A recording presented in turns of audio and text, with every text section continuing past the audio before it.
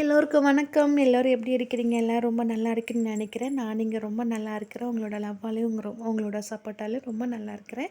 இன்றைக்கி நம்ம சேனலில் வந்து என்ன பார்க்க போனோம்னா பீச் சுண்டல் தான் பார்க்க போகிறோம். இது ரொம்ப ஈஸியாக ரொம்ப டேஸ்ட்டாக செஞ்சிடலாம். வீடியோக்குள்ளே போகிறதுக்கு முன்னாடி நீங்கள் நம்ம சேனல் வந்து ஃபஸ்ட் டைம் பார்க்குறீங்கன்னா ப்ளீஸ் நம்ம சேனல் வந்து சப்ஸ்கிரைப் பண்ணிக்கோங்க. அப்போ தான் நான் போகிற வீடியோவில் உங்கள் நோட்டிஃபிகேஷன் வந்து சேரும். சரி வாங்க வீடியோக்குள்ளே போகலாம். ஃபஸ்ட்டு வந்து நான் வந்து பச்சை வேர்க்கடலையே நான் வந்து 8 மணி நேரமாக நான் ஊற வச்சு எடுத்துருக்கிறேன். இந்த மாதிரி ஊற வச்சு எடுத்தால் நம்ம வந்து சுண்டல் வந்து நல்லா வெந்து நம்மளுக்கு வந்து நல்லா சாஃப்டாக நம்மளுக்கு வந்து கிடைக்கும். அதுக்கப்புறம் ஒரு பாத்திரத்தில் ஒரு குக்கரில் வந்து வேர்க்கடலை போட்டு அந்த கடையில் மூழ்கிற அளவுக்கு நம்ம வந்து தண்ணி ஊற்றிக்கலாம். அதுக்கப்புறம் கொஞ்சமாக கல்லுப்பு போட்டு இது நல்லா ஒரு 7 இல்லைன்னா 8 விசில் வர வரைக்கும் எடுத்துக்கோங்க. அப்போ தான் நல்லா வெந்து நம்மளுக்கு வந்து சாஃப்டாக கிடைக்கும். அதுக்கப்புறம் நம்ம வந்து நான் வேர்க்கடலை வந்து எப்படி வெந்திருக்குதுன்னு பார்க்கலாம். இப்போ வந்து நல்லா வேர்க்கடலை வந்து நல்லா சாஃப்டாக இந்த மாதிரி வெந்திருக்குது. இப்போ இந்த வேர்க்கடலுக்கு எந்த மாதிரி நம்ம வந்து மசாலா வந்து ஆட் பண்ணிக்கலாம். ஓகேங்களா? இப்போது ரொம்ப பொடிசாக நறுக்கின வெங்காயம், உங்களுக்கு வெங்காயம் ரொம்ப பிடிக்கணும்னா நீங்கள் ஜாஸ்தியாக கூட போட்டுக்கலாம்.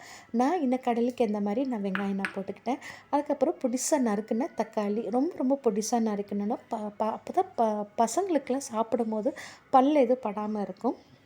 இந்த தக்காளி வந்து கொஞ்சமாக போட்டால் போடும். ஏன்னா நம்ம லெமன் ஜூஸு போடுறதுனால அந்த புளிப்புத்தன்மை வந்து கொஞ்சம் அதிகமாகிடும்.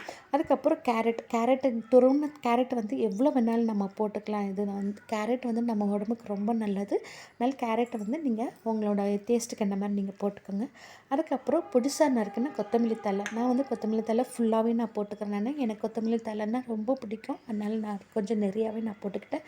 உங்களுக்கு கொஞ்சம் கம்மியாக வேணும்னா நீங்கள் கம்மியாக போட்டுக்கோங்க. அதுக்கப்புறம் லெமன் ஜூஸ் ஒரு 1/2 லெமன் ஜூஸை நான் வந்து ஒரு 7, 8 சொட்டு மட்டும்தான் நான் எடுத்துக்கிட்டேன். உங்களுக்கு வந்து பிடிக்கணும்னா நீங்கள் கொஞ்சம் அதிகமாக எடுத்துக்கலாம். அதுக்கப்புறம் ஒரு 1/4 டீஸ்பூன் இல்லைன்னா 1/2 டீஸ்பூன் சாட் மசாலா, காரத்துக்கு எந்த மாதிரி வரமிளகா நீங்கள் போட்டுக்கோங்க. அதுக்கப்புறம் இதை வந்து கடலுக்கு எந்த மாதிரி உப்பு நான் கொஞ்சமாக போட்டுக்கிட்டேன். நீங்கள் உங்கள் கடலில் உப்பு இருக்குதுன்னா நீங்கள் பார்த்து செக் பண்ணி போட்டுக்கோங்க.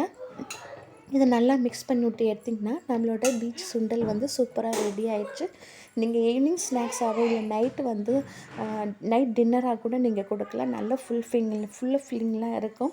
நீங்கள் ட்ரை பண்ணி பார்த்து எனக்கு கண்டிப்பாக வந்து கமெண்ட்டில் சொல்லுங்கள்.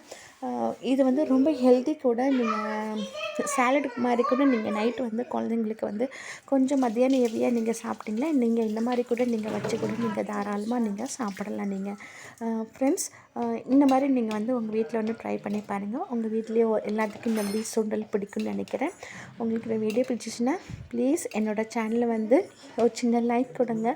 ப்ளீஸ் என்னோடய சேனல் வந்து ஒரு சின்ன சப்ஸ்கிரைப் பண்ணுங்கள். அப்போ நான் போகிற வீடியோவில் நோட்டிஃபிகேஷன் சேரும். தேங்க்யூ.